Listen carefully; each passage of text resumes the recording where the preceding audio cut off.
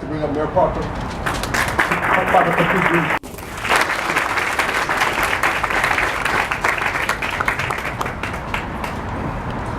Actually, let me first acknowledge that I'm joined by a number of colleagues in city government. First, Mayor Pro Tem Ed Gonzalez, who's been a huge champion of complete streets all along. Councilmember Ellen Cohen, in whose district we are, and Councilmember Jack Christie. We have a dual purpose here today. One is to celebrate actually something that's been a fact for a little while, and it was hard to get everybody's schedules aligned, but to have this wonderful green street here in the heart of the city of Houston, a showcase project for Midtown. But we're also here today with the opportunity for the city of Houston to make a public commitment to a change in the way we approach street construction in the city of Houston. And this new approach, I believe, will over time be absolutely transformative for our city. Houston streets can and should accommodate the needs of all users, not just those behind the wheel.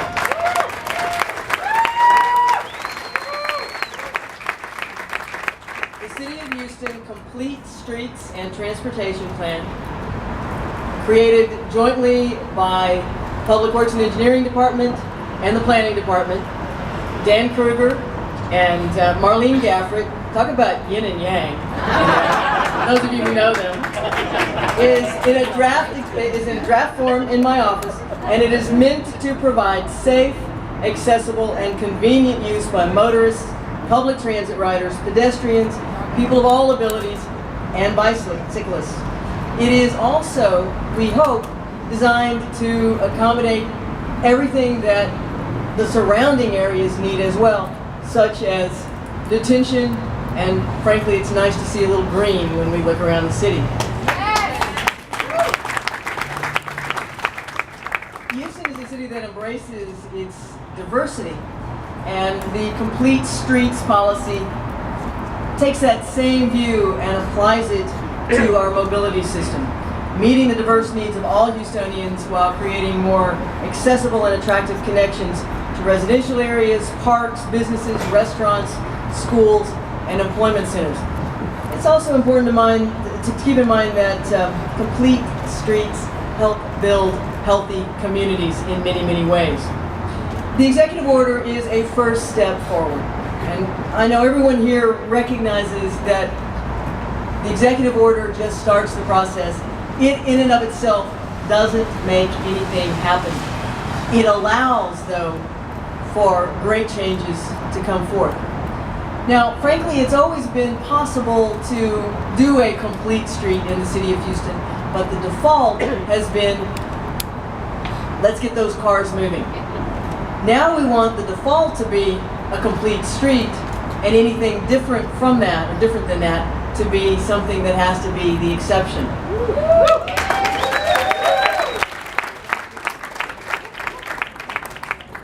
I want to again acknowledge Councilmember Ed Gonzalez for his vision. He's, as in so many things where he and I have been in alignment since I came into office, he's been talking about complete streets and working with me on it. And I want to also thank Councilmember Cohen for her steadfast support in this initiative. She has some of the most committed, observant constituents anywhere in the city, which can be challenging sometimes. And I'm actually one of her constituents as well, and so I appreciate what she does. But I also want to thank others for not just their patience as we work through this process, but their commitment to a better way of doing things in the city of Houston. I want to acknowledge Jay Crossley of the Complete Streets Coalition. Amanda Fredrickson, AARP. Tom McCasland, and maybe Michael Skelly if he's here, of Like Houston. Christoph Spieler, Metro Rep and steadfast advocate for pedestrians and bicyclists. And then Drew Stephan of Scenic Houston.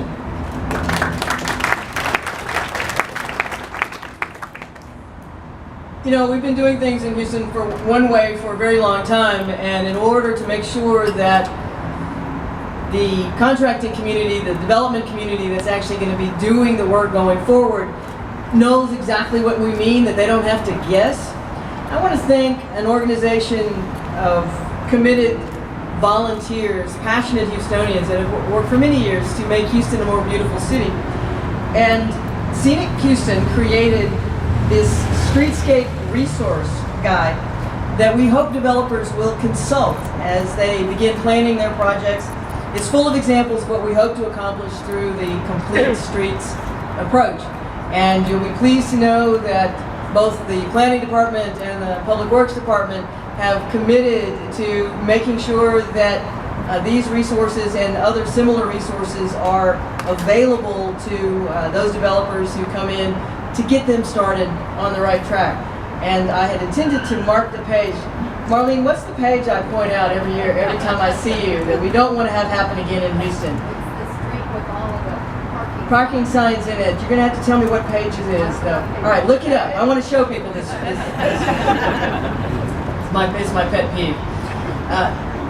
The Complete Streets and Transportation Plan does recognize, however, it's not just about all the things you can do in a street, but each street is different, and it depends on the context.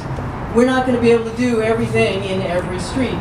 The function of the road, the current and projected adjacent land use, travel demands, existing conditions, availability of right-of-way, community input, level of vehicular, pedestrian, and bicycle traffic all have to be considered in how we structure that new road.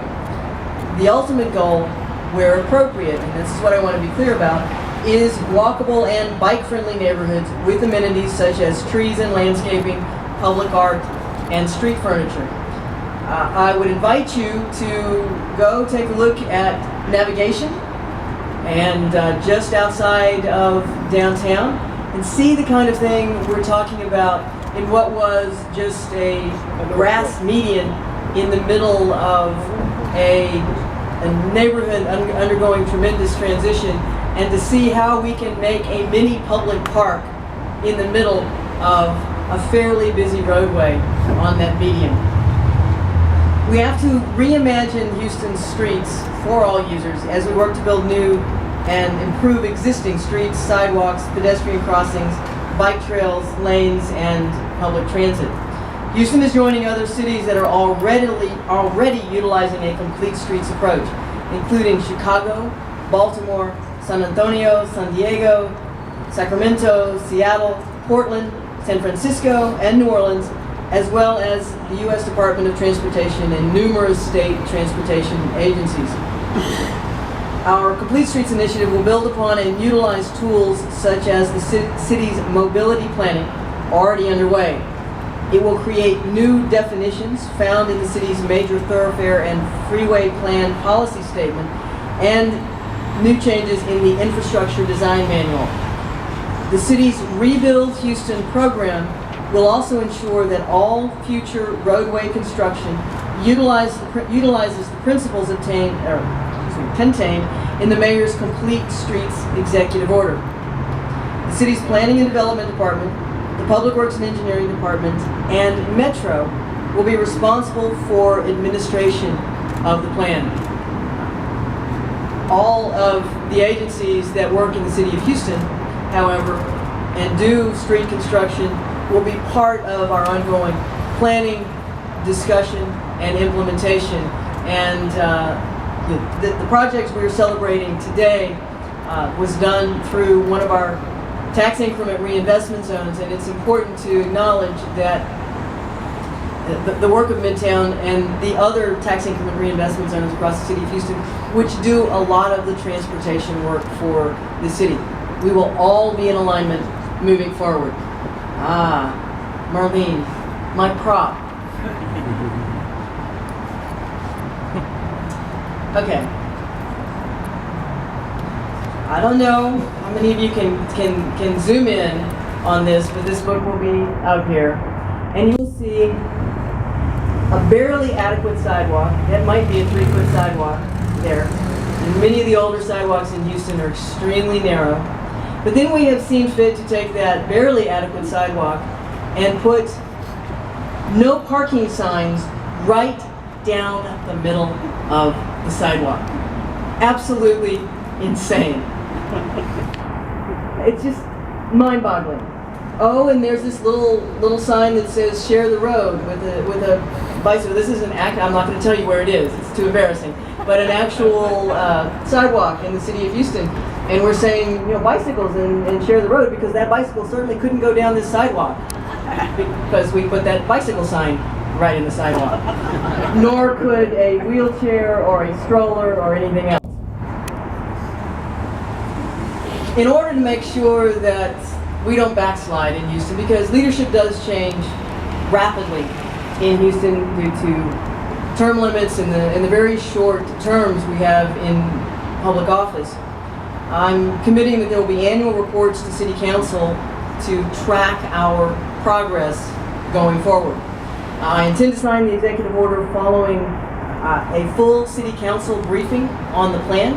I don't know, I think it's scheduled for next week, but I'm working with the appropriate council member to make sure that that happens. But today is about celebrating a wonderful street for the city of Houston. This is actually my normal route home at the end of the day, and the tremendous changes that we can make in the same space, in the same place, simply by rethinking how we do things. We've been doing that in the city of Houston in many, many areas. From the new Center for Sobriety that we created in downtown to rethink how we use our city jail, to the work that I just came from earlier today in Shady Lane Park with a phenomenal partnership between Public Works doing detention, the City of Houston with a complete redo of a neighborhood park, and Harris County Flood Control in their detention activities, to a complete street plan going forward. It is a new day in the City of Houston, and I'm glad you're here to celebrate it. Thank you very much.